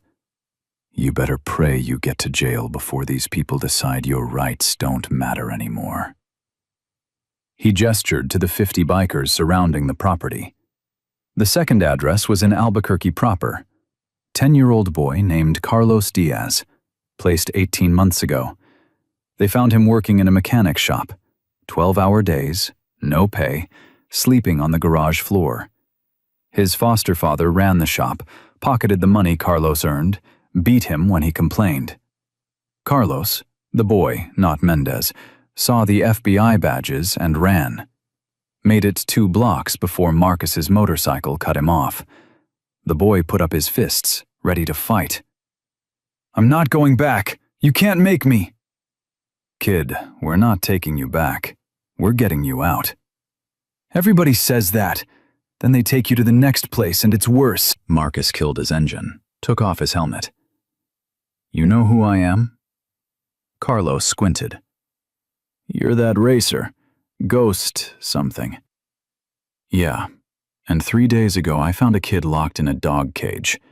System failed him. Failed a lot of kids. But we're fixing it. Right now. Today. And you're part of that. I don't believe you. Fair enough. So here's what we're going to do. You come with us. We take you to a hospital, get you checked out. And if at any point you want to leave, you leave. Nobody stops you. But give us a chance. One chance. Carlos looked at Marcus, at the FBI agents hanging back, at the bikers forming a protective circle. The dog. The one in the cage with the kid. What happened to it? Dog's alive, recovering. The boy wouldn't leave without him, so we made sure the dog came too. Carlos's fists lowered. You saved the dog? Both of them. And we're trying to save you too, if you'll let us. The boy's shoulders sagged. He was crying before he hit the ground. The third address was wrong. Empty house. Neighbors said the family moved 6 months ago. No forwarding address. No records. The child was gone. Wrench ran the names through missing persons databases. Nothing. No Amber Alert. No police report. The kid had simply vanished. "That's 3 families from Lawson's targets," Santos said. 2 recovered, 1 missing. Miguel said there were 12 families total. We've accounted for 3. That leaves 9 more children unaccounted for. How do we find them? We dig. Pull every case file Ortega handled, every placement she approved, every sealed record. We tear this system apart until we find every single child. It took 4 weeks. 4 weeks of round-the-clock work. Volunteers from across the country, bikers, lawyers, social workers who'd been silenced, detectives who'd been forced to close cases. Everyone coming together. They found 6 more children alive. 3 in foster care placements, 2 in group homes, 1 working in forced labor at a farm 300 miles from Albuquerque. All of them broken. All of them convinced nobody cared. All of them wrong. 2 children were found dead, buried in unmarked graves. DNA matched dental records from kids who'd disappeared from the system years ago. 1 child was still missing. 7-year-old girl named Sarah Martinez, last seen 18 months ago. Despite everything they'd found, Sarah remained a ghost. The trials started in May. Dr. Richard Lawson faced 15 felony counts. The prosecution had Amy's video testimony, Miguel's cooperation, financial records, communication logs, and 9 children willing to testify. The defense argued entrapment, illegal search and seizure, contaminated evidence. None of it stuck. The jury deliberated for 3 hours. Guilty on all counts. Judge Patricia Blackwood was removed from the bench, disbarred, facing her own charges. She tried to negotiate. Santos didn't give her the satisfaction. "You sold children for money. There's no deal here." Linda Ortega broke completely. Gave up everyone in the network. Named judges in 3 states, sheriffs in 5 counties, attorneys who'd been falsifying documents for a decade. The system didn't just crack, it shattered. Sheriff Tom Grady got 15 years. Attorney David Marsh got 18.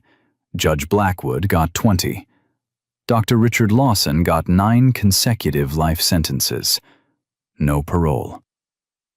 Miguel testified at every trial, faced the people he'd helped destroy, took responsibility for his part.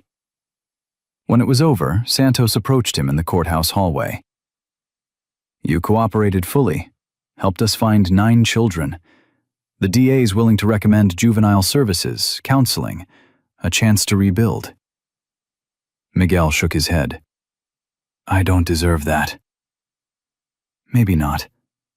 But the kids you helped save, they deserve to know you tried to make it right." Tyler was there with his mother. Amy was still weak, still recovering, but she was alive, awake, waiting. Tyler walked up to Miguel. "You gave my mom's information to Lawson. You helped him target her." Miguel couldn't look at him. "Yeah. And then you told the FBI where to find the others. You helped save Sophia and Carlos and the rest." "Doesn't make up for what I did." "No, it doesn't." Tyler paused. "But my mom said something. She said nobody's just one thing. You did terrible things. You also did brave things. Both are true." Miguel finally looked up. "What am I supposed to do with that?" "Live with it. Get better. Help more kids. Make the rest of your life mean something." Tyler extended his hand. "That's what my mom would say. So that's what I'm saying." Miguel stared at the hand, took it. "I don't know how. None of us do. We just try." The Atlas Foundation officially launched in July. Carlos Mendez as president, Marcus as operations director, Wrench running tech, Rodriguez heading security. 300 volunteers. 50 bikes available for rapid response. Legal team on retainer. Connections to FBI, state police, social services across 6 states.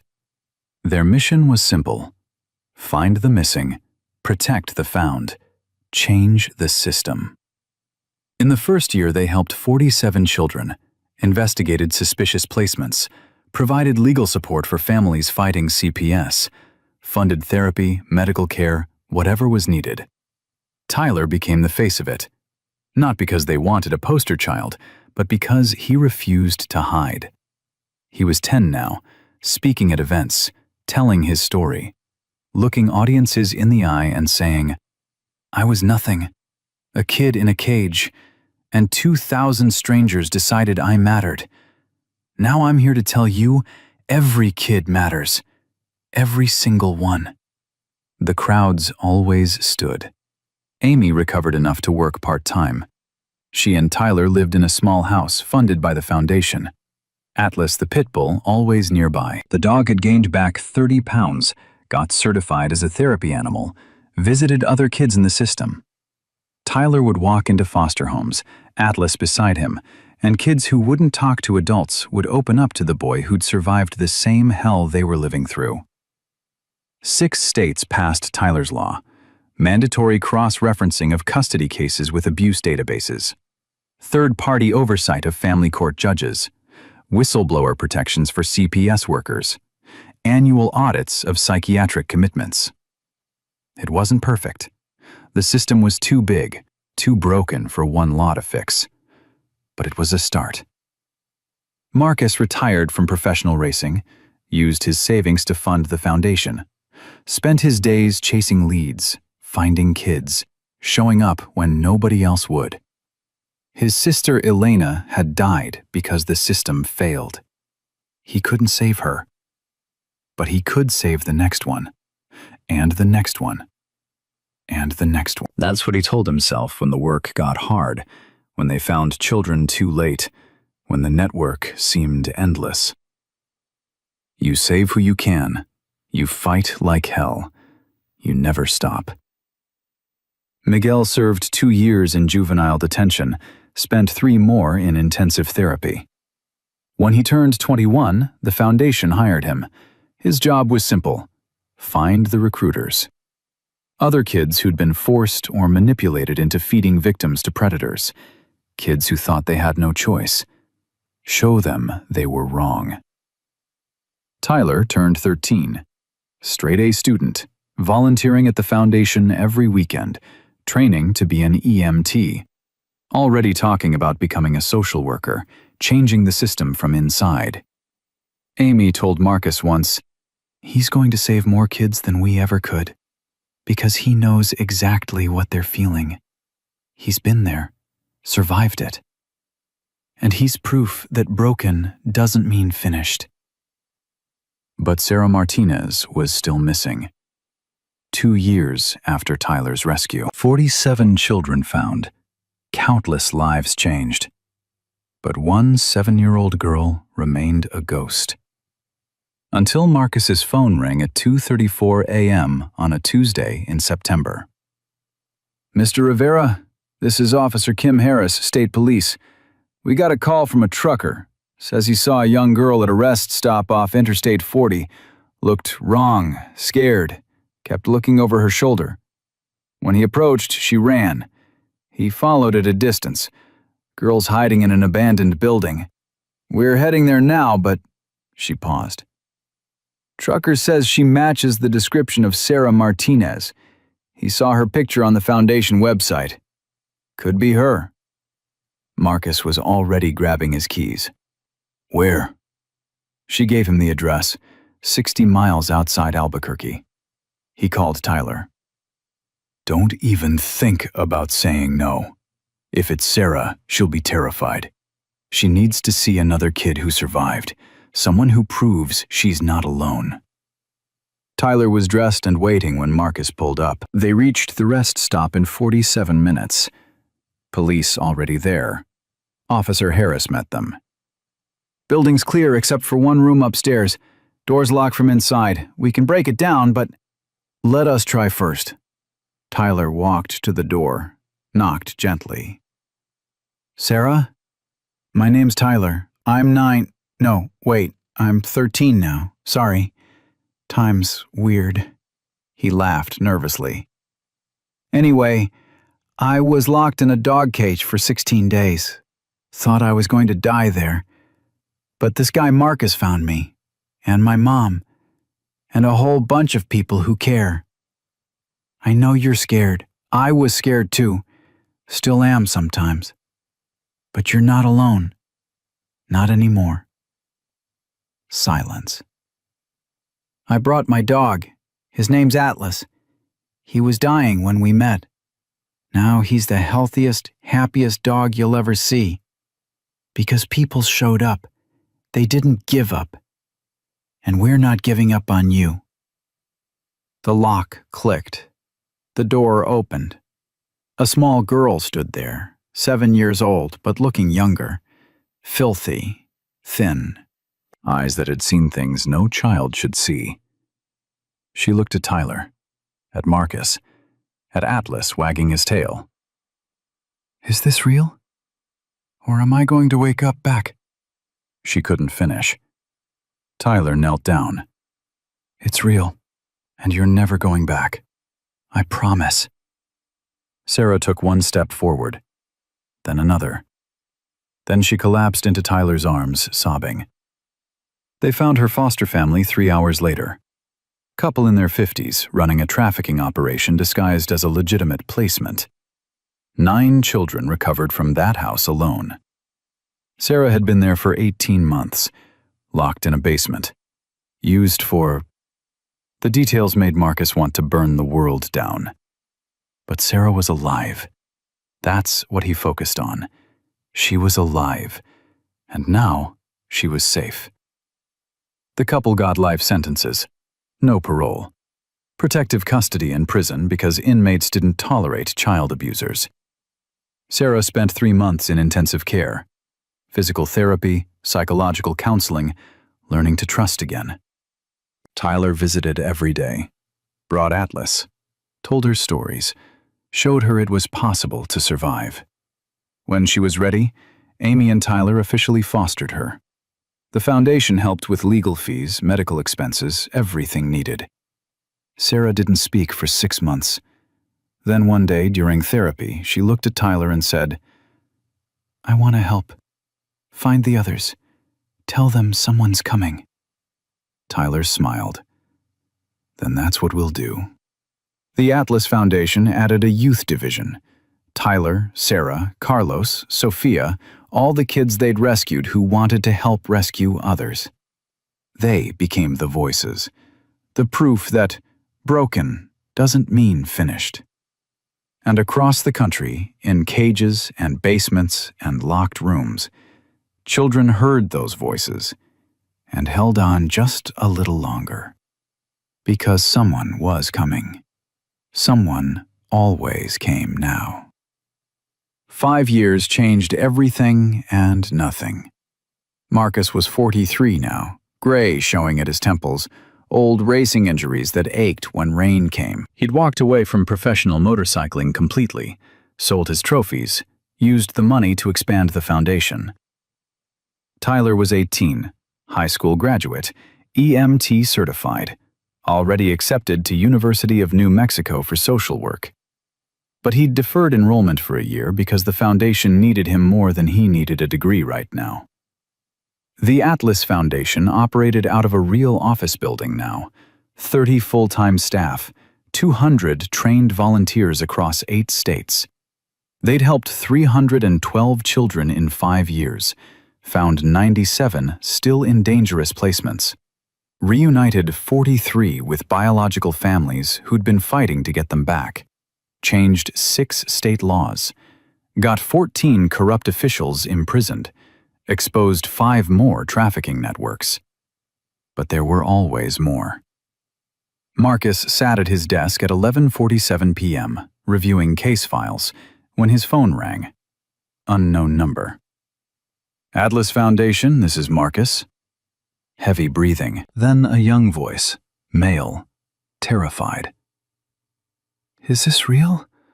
The foundation? You really help kids? We really help kids. What's your name? Danny, I'm at a place. There's other kids here. Bad things happening. I got away, but I can't leave them. Marcus was already grabbing his keys. Where are you, Danny? Old warehouses near the rail yard, east of Albuquerque. Building 7. The kid's voice cracked. There's 6 of us. They lock us up at night. Use us during the day. They're making us. I understand. You don't have to say it. How old are you? 14. How long have you been there? 8 months. But there's a girl, Emma. She's been here 2 years, and... Danny stopped. There's bodies. In the basement. Kids who tried to run and didn't make it. Marcus's blood went cold. Danny, listen to me very carefully. Are there guards? 2. They're asleep right now. That's how I got out. But they wake up at midnight, do rounds. Marcus checked his watch. 11:51 p.m. 9 minutes. I'm 20 minutes away. Can you get back inside without them knowing? I think so, but what if you don't come? What if this is a trick? What if... Danny, I'm coming, and I'm bringing help, but I need you to trust me for 9 more minutes. Can you do that? Silence. Then... Okay. Marcus hung up, dialed Tyler. We've got a situation. Possible trafficking operation. Multiple victims, East Rail Yard. I need you now. On my way. Next call, Agent Santos, now heading the FBI's Child Exploitation Task Force. Marcus, it's midnight. 6 kids locked in a warehouse, possible bodies in the basement. I need tactical in 15 minutes. Location. He gave it. Santos didn't hesitate. Rolling now. Don't go in alone. Not planning to.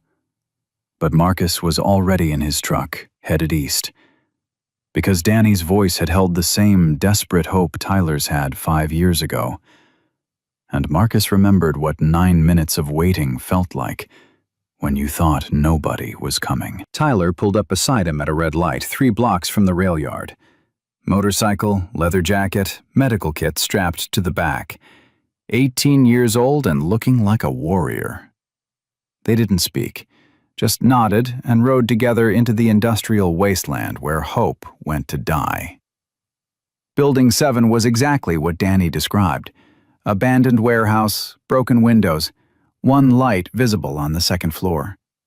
Marcus killed his headlights 2 blocks out. Tyler did the same. They approached on foot.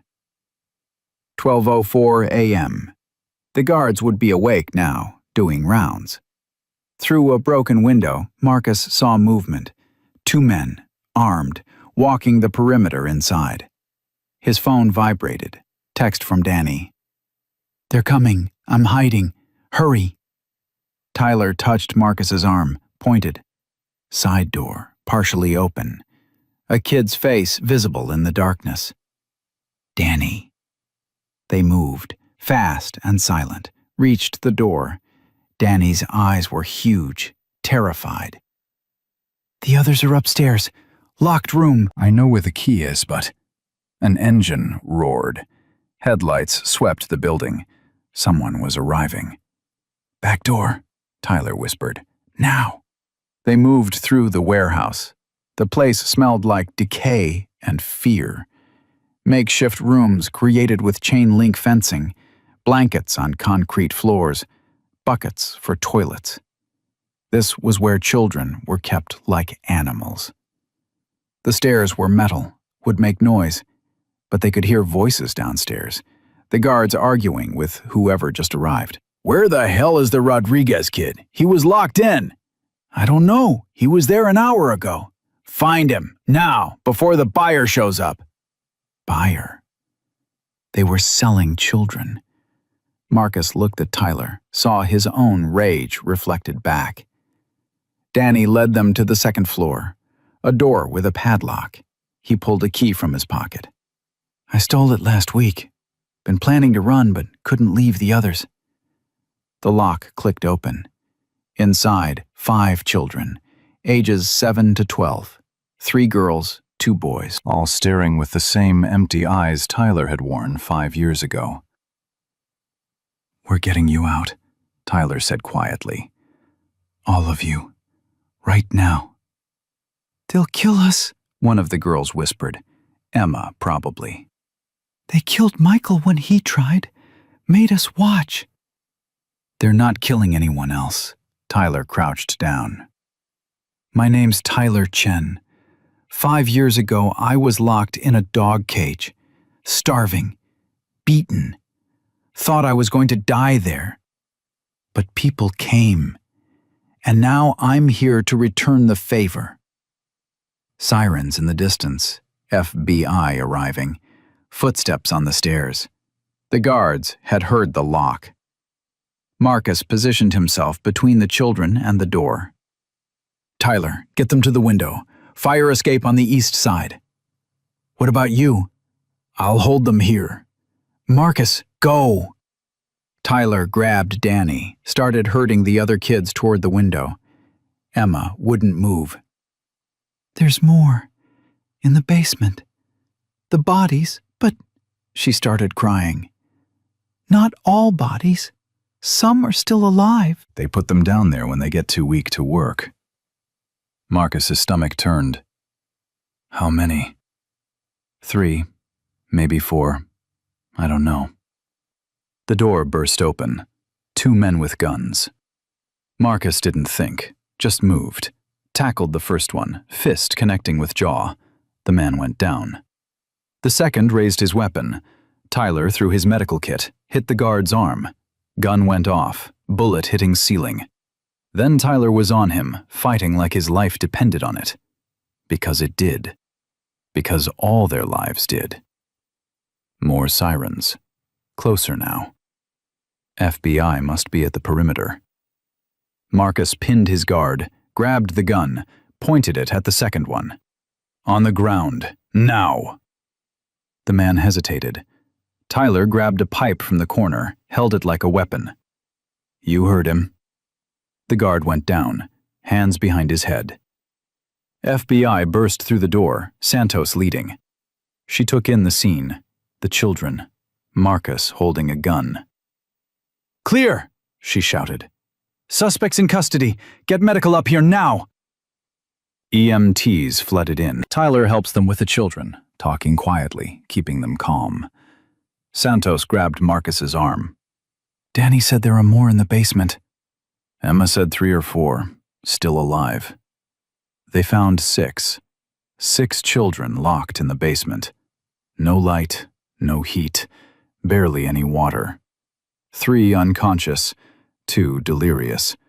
1 curled in the corner, rocking, humming to herself. Tyler went down with the EMTs, started triage. 18 years old and working like a seasoned professional, because this wasn't his first rescue anymore.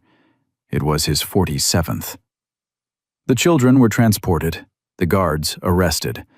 Santos's team started processing the scene. But Marcus noticed something. A filing cabinet in the corner, unlocked. Inside, documents, client lists, payment records, photographs, and names he recognized.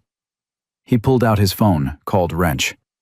"I need you at the East Rail Yard, now. I think we just found another network." Wrench arrived in 10 minutes, took one look at the files, and went pale. "Marcus, these names, half of them were in Lawson's network, the people we thought we shut down 5 years ago." He scrolled through his laptop. "But look, different shell companies, different routing numbers. It's not the same network. It's a new one using the old infrastructure."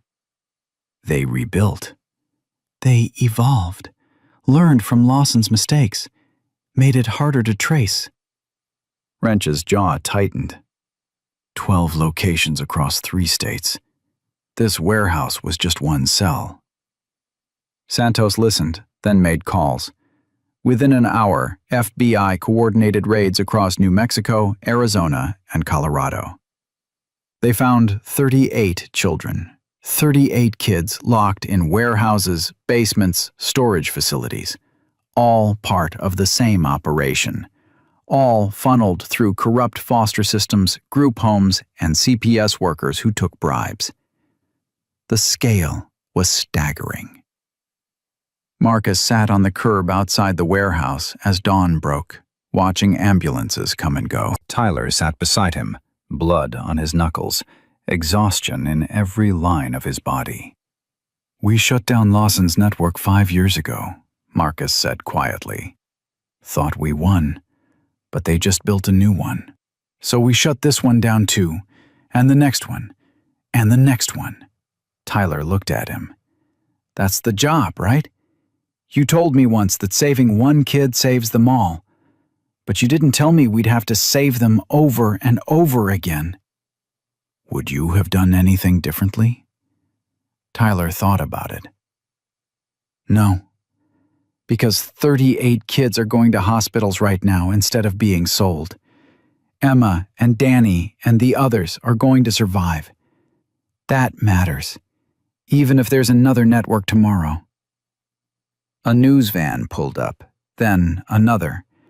By the time the sun fully rose, 12 crews were there. Santos gave a press conference, detailed the operation, named the people arrested, showed photographs of the recovered children with their faces blurred. This trafficking network operated for at least 3 years. It used the same infrastructure exposed during the Lawson investigation 5 years ago. The people who built this learned from previous mistakes. They thought they were untouchable. She paused. They were wrong. A reporter shouted a question. "Agent Santos, sources say the Atlas Foundation was instrumental in this rescue. Is that accurate?" A 14-year-old boy named Danny escaped tonight and called the Atlas Foundation hotline. He led us to 11 other children. Without his courage, and without the Foundation's rapid response, we might not have found them in time. Another reporter. "Is this connected to the rescue of Tyler Chen 5 years ago?" Santos stepped aside. "Tyler Chen is here. He can answer that himself." Tyler stood, walked to the microphones. 18 years old, covered in dust and blood, looking every bit like someone who'd just fought a war. 5 years ago, Marcus Rivera found me locked in a dog cage. I weighed 43 pounds, had bruises everywhere. My mom was in a coma. My stepfather tried to kill us both. And I thought nobody cared. Thought I was nothing. His voice was steady, clear. Then 2,000 people showed up. Bikers from rival clubs, racers who hated each other, strangers who decided I mattered. They stood between me and the system that failed me. And they changed everything. Tyler looked directly at the cameras. Tonight, Danny did the same thing I did. He asked for help. And we came. Just like people came for me. Because that's what we do now. We show up, every single time, for every single kid. He held up his phone, showed the Atlas Foundation logo. "This number is on our website. If you're a kid in trouble, call it. Someone will answer.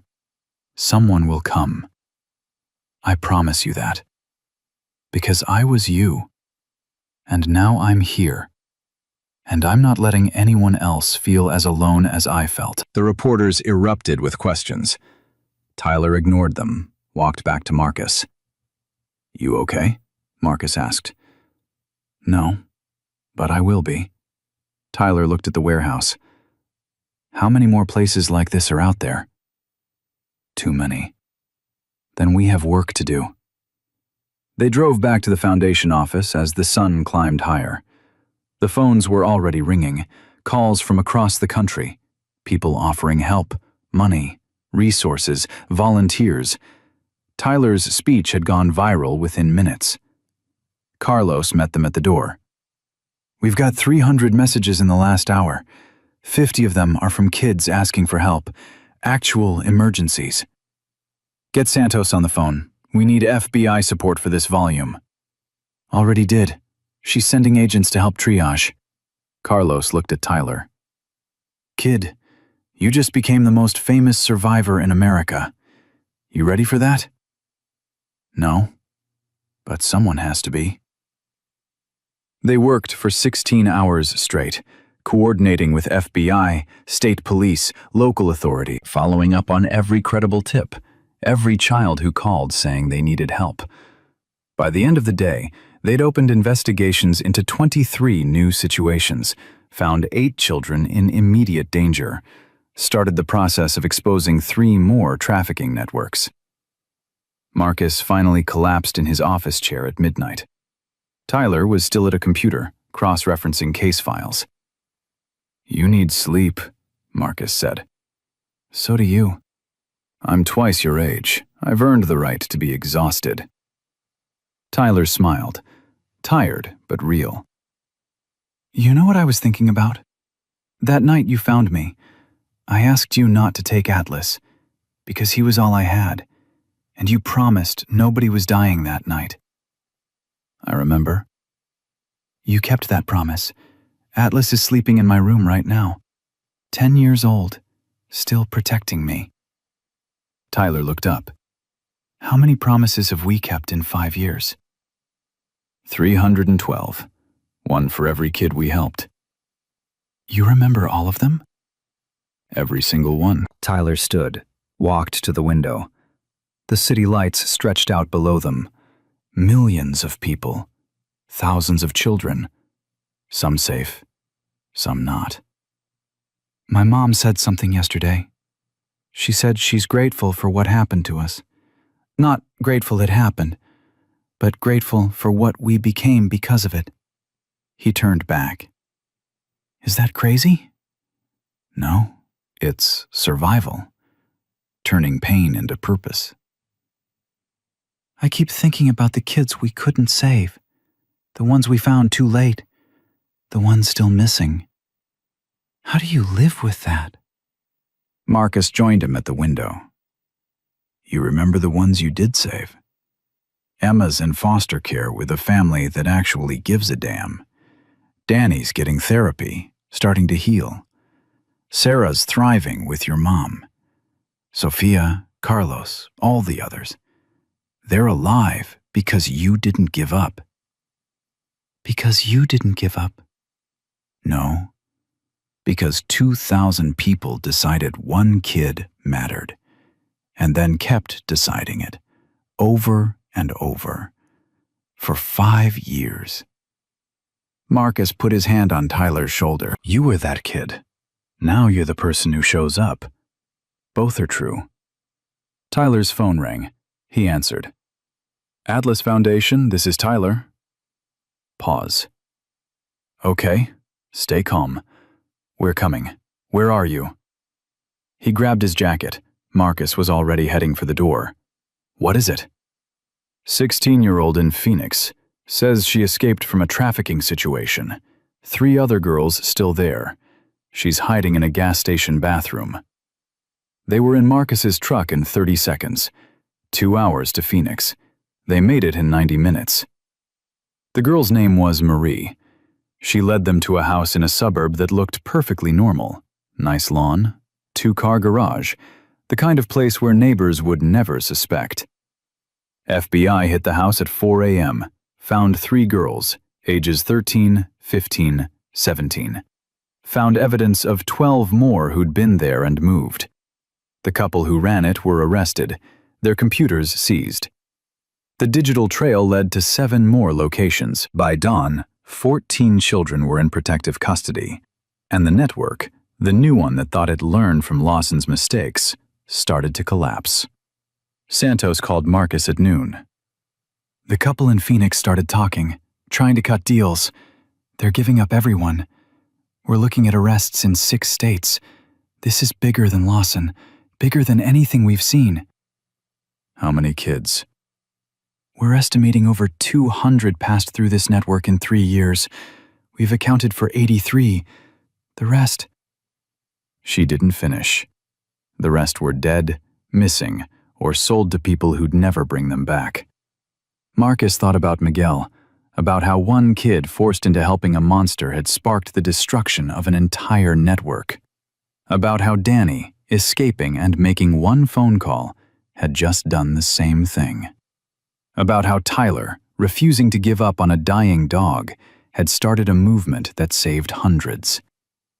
Small moments, small choices, ripples that became tidal waves. The Foundation's phones didn't stop ringing for 3 weeks. National coverage, international coverage. Donations flooded in, volunteers from 40 states. They opened chapters in Arizona, Colorado, Texas, California, hired 50 more staff, trained 500 new volunteers, and kept answering the phones. Because somewhere, right now, a kid was locked in a cage, a basement, a warehouse, thinking nobody would come, thinking they didn't matter, thinking hope was just a word people used before they abandoned you. Tyler made it his mission to prove them wrong, every time. He turned down his university acceptance permanently, started working full-time with the Foundation, became the voice for kids who'd lost theirs. Marcus watched him speak at a congressional hearing about foster care reform.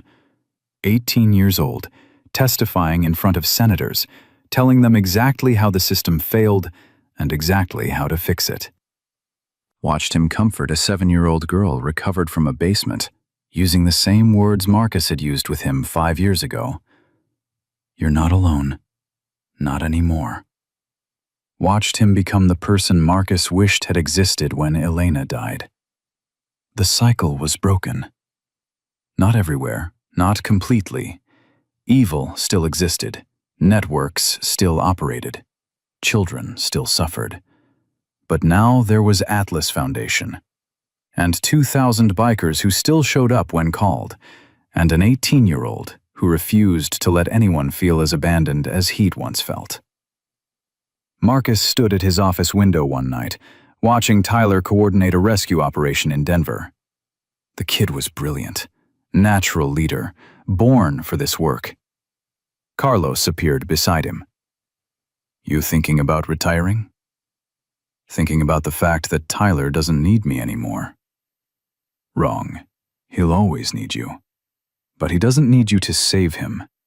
Now he needs you to stand beside him while he saves others. Carlos smiled. That's better anyway. Yeah, it is. Marcus's phone rang. Wrench. Got something. Anonymous tip about a situation in Santa Fe. Dog kennel operation. Reports of a child locked in one of the cages. Marcus's heart stopped. 5 years later. Full circle. He looked at Tyler. We've got a call. Santa Fe. Kid in a kennel. Tyler grabbed his jacket without hesitation. Let's go. They rode through the night, just like before. Except this time, Marcus wasn't the only one who could save someone. This time, Tyler was fully equipped to be someone's Marcus. They found the kennel. Found the child. 7-year-old boy, locked in cage number 7, curled around a dying golden retriever. Tyler approached, knelt down, spoke quietly. Hey, my name's Tyler. I know you're scared. I know you think nobody's coming. But you're wrong. I was you 5 years ago, locked in a cage just like this, and someone came for me. Now I'm here for you. The boy looked up. Same empty eyes, same desperate hope. You promise? I promise, and I never break promises. Tyler extended his hand. Come on, let's get you and your dog out of here. The boy took his hand. Marcus watched from the doorway as Tyler led him out, wrapped him in a jacket, called for medical support, checked on the dog, did everything Marcus had done for him 5 years ago. The cycle wasn't just broken, it was reversed. Tyler had become the person who showed up, who kept promises, who proved that broken doesn't mean finished. And somewhere in the darkness, another child was holding on, waiting, believing that maybe, just maybe, someone would come. They always did now, because Tyler made sure of it. And that was the only promise that ever really mattered.